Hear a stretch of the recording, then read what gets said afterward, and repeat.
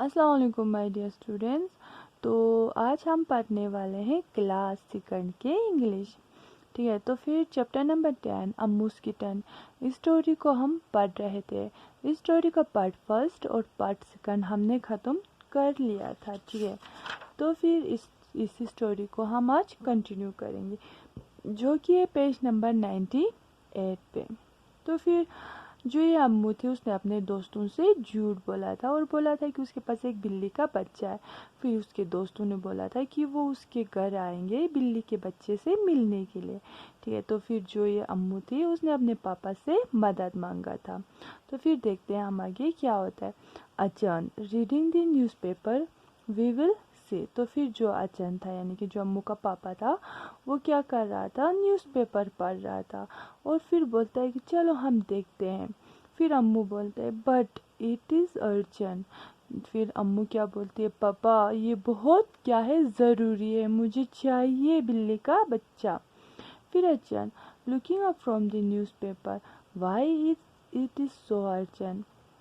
फिर जो अम्मू का पापा था वो न्यूज़पेपर के ऊपर से देखते हुए बोलता है ये इतना ज़रूरी क्यों है। ठीक है, तो फिर अम्मू विस्पर टू हर सेल्फ। फिर अम्मू धीरे धीरे से खुद से बातें करती है। Oh how do I tell Achan that I told my friend आ लाई। फिर अम्मू धीरे धीरे से बोलती है, पापा मैं आपको कैसे बोलूँ, मैंने अपने दोस्तों से झूठ बोला है। ठीक है, तो फिर Achan Ammu why is it urgent answer me. फिर उसके पापा दोबारा पूछते हैं, बोलो अम्मू ये इतना ज़रूरी क्यों है, क्या हुआ ऐसा। फिर अम्मू बोलता है oh it's all right Achan it is not urgent. फिर जो अम्मू थी वो थोड़ी सी अपने पापा से डर जाता है और बोलता है कि क्या नहीं पापा इतना भी ये अर्जेंट नहीं है। ठीक है, तो फिर नरेटर बोलता है अचन laughs and continues reading the paper. Ammu sits there sadly. फिर जो नरेटर यानी कि जिसने ये स्टोरी लिखा हुआ है वो बोलता है क्या, जो अचन था वो हंस रहा था और अपने न्यूज़पेपर को पढ़ना फिर से स्टार्ट किया। और जो अम्मू थी वो बहुत मायूस बैठ गई। फिर सीन थर्ड यानी कि अब हमें आता है स्टोरी का सीन थर्ड। जैसे सीन फर्स्ट स्कूल में था, सीन थर्ड घर में था, और सीन थर्ड कहाँ पे हो रहा है, नेक्स्ट मॉर्निंग एट अम्मूस हाउस। यानी कि ये भी कहाँ पे हो रहा है, अम्मू के घर में ही हो रहा है। ठीक है, लेकिन ये अगली सुबह के बाद है। ठीक है, तो फिर नरेटर यानी कि नरेटर बोलता है it is eight in morning but Ammu is still in bed. ठीक है, तो फिर जो नरेटर बोलता है 8 बज गए थे सुबह के, लेकिन जो अम्मू थी वो अपने बिस्तर से उठी नहीं थी। ठीक है, यानी कि वो अभी भी सो रही थी। She is going to be late for school.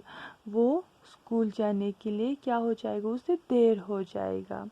ठीक है, Ammu goes to Amma goes to Ammu's room and touch her forehead it's hot. तो फिर जो अम्मा थी यानी कि जो अम्मू की मम्मा थी वो अम्मू के कमरे में जाती है और क्या करती है, अम्मू के फॉरहेड को यानी कि माथे को टच करती है, ऐसे छूती है और बोलती है कि अरे ये तो बहुत गर्म है। ठीक है, तो फिर अम्मा यू हैव अ फीवर।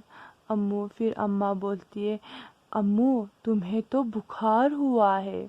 ठीक है, you don't have to go school today stay at home. फिर जो अम्मा थी वो अपनी बेटी से बोलती है तुम्हें तो बहुत तेज़ बुखार है, तुम आज स्कूल नहीं जा सकती हो, तुम घर पे ही रहो। फिर नरेटर बोलती है so Ammu stay at home. She take rest, but she still feels very bad about telling lie. In the evening, Vinu, Abdul, Kumari and Yuni comes home. ठीक है, तो फिर ये जो नरेटर है वो बोलती है कि अम्मू स्कूल नहीं गए, वो घर पे ही बैठ गई। ठीक है, और वो क्या कर रही थी, आराम कर रही थी। लेकिन उसे बहुत बुरा लग रहा था।